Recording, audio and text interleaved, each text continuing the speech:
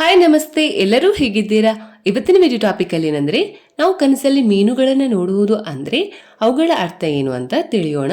ಇನ್ನು ಕನಸಲ್ಲಿ ಸಾಮಾನ್ಯವಾಗಿ ಮೀನುಗಳನ್ನು ನೋಡುವುದು ಅಂದ್ರೆ ಅಪಾರ ಸಂಪತ್ತು ಬರುತ್ತೆ ಅಂತ ಅರ್ಥ, ಮತ್ತು ಇವುಗಳನ್ನ ತುಂಬಾ ಮಂಗಳಕರ ಕನಸು ಅಂತಾನೆ ಹೇಳ್ಬಹುದು. ಇನ್ನು ಕನಸಲ್ಲಿ ಮೀನುಗಳನ್ನು ನೋಡುವುದು ಅಂದ್ರೆ ಇದನ್ನ ಧನಾತ್ಮಕ ಕನಸು ಅಂತಾನೆ ಹೇಳ್ಬಹುದು.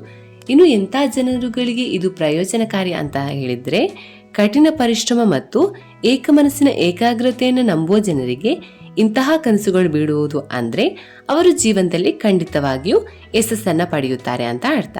ಇನ್ನು ಕನಸು ಅಂದ್ರೆ ನೀವೇನಾದ್ರೂ ಹೊಸ ಮತ್ತು ಕಷ್ಟಕರ ಸ್ಥಳಗಳಲ್ಲಿ ಯಶಸ್ಸನ್ನ ಕಂಡುಕೊಳ್ಳಲು ಸಾಧ್ಯವಾಗುತ್ತೆ ಅಂತ ಅರ್ಥ. ಹಾಗಾದ್ರೆ ಬನ್ನಿ, ವಿಭಿನ್ನ ಸಂದರ್ಭಗಳಲ್ಲಿ ಕನಸಲ್ಲಿ ನಾವು ಮೀನುಗಳನ್ನು ನೋಡುವುದು ಅಂದ್ರೆ ಅವುಗಳ ಅರ್ಥ ಏನು ಅಂತ ಒಂದೊಂದಾಗಿ ತಿಳಿಯೋಣ. ಮೊದಲನೇದಾಗಿ, ಮೀನುಗಳ ಬಗ್ಗೆ ಕನಸು ಕಾಣುವುದು ಅಂದ್ರೆ ನೀವು ಶೀಘ್ರದಲ್ಲೇ ವರ್ಣರಂಜಿತ ಮತ್ತು ಸಂತೋಷದ ಜೀವನವನ್ನ ಹೊಂದುತ್ತೀರಾ ಅಂತ ಅರ್ಥ. ಇನ್ನು ನೀವು ಹೊಸ ಸ್ಥಳಗಳಿಗೆ ಹೋಗುತ್ತೀರಾ ಅಂತ ಹೇಳ್ಬಹುದು. ಎರಡನೇದಾಗಿ, ಇನ್ನು ನೀವು ಬಹಳಷ್ಟು ಸಣ್ಣ ಮೀನುಗಳನ್ನ ನೋಡುತ್ತೀರಾ ಅಂದ್ರೆ ಇದು ಕೂಡ ಸಂತೋಷದ ಸಂಕೇತ ಅಂತ ಹೇಳ್ಬಹುದು.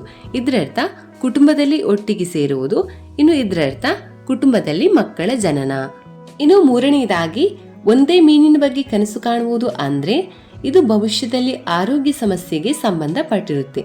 ಅಂದ್ರೆ ವಿಶೇಷವಾಗಿ ಖಿನ್ನತೆ, ದುಃಖ, ಒಂಟಿತನ ಮತ್ತು ಮಾನಸಿಕ ಆರೋಗ್ಯಕ್ಕೆ ಇದು ಸಂಬಂಧಪಟ್ಟಿರುತ್ತೆ.